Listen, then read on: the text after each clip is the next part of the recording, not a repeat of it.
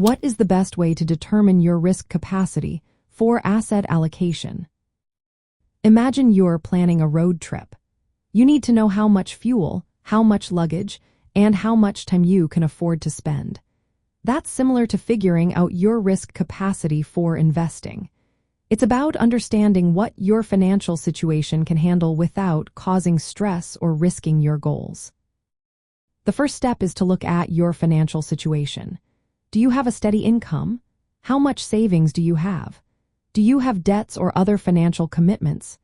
If you have a solid emergency fund covering at least 3 to 6 months of living expenses, you can usually take on more investment risk. If your finances are tight or unstable, it's safer to be more conservative. Next, consider your investment time horizon. How long do you plan to keep your money invested before you need to use it? If you're young and saving for retirement in 20 or 30 years, you can afford to take more risks because markets tend to recover over time.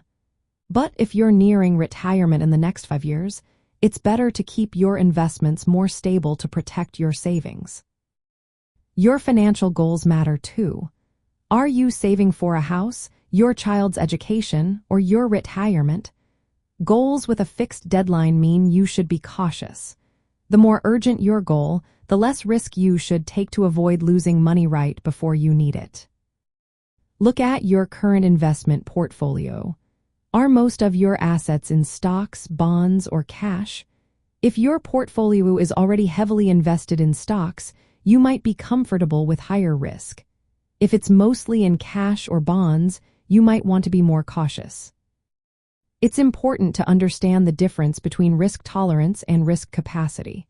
Risk tolerance is how comfortable you feel with market ups and downs. Risk capacity is what your finances can actually handle. Someone might be comfortable with high risk but not have the financial ability to sustain big losses. Both need to be balanced when building your plan. Many financial advisors use questionnaires to assess your risk capacity. These tools ask about your income, savings, goals, and attitude toward risk. They then give you a risk rating that helps determine the best asset mix for your portfolio. Talking to a financial professional can help too. They can analyze your financial data, clarify your goals, and suggest a risk level that fits your situation. They can also help you adjust your asset allocation as your circumstances change over time. For example, if you have a high-risk capacity, you might allocate more to stocks and growth assets. If your risk capacity is moderate, a mix of stocks and bonds can work well.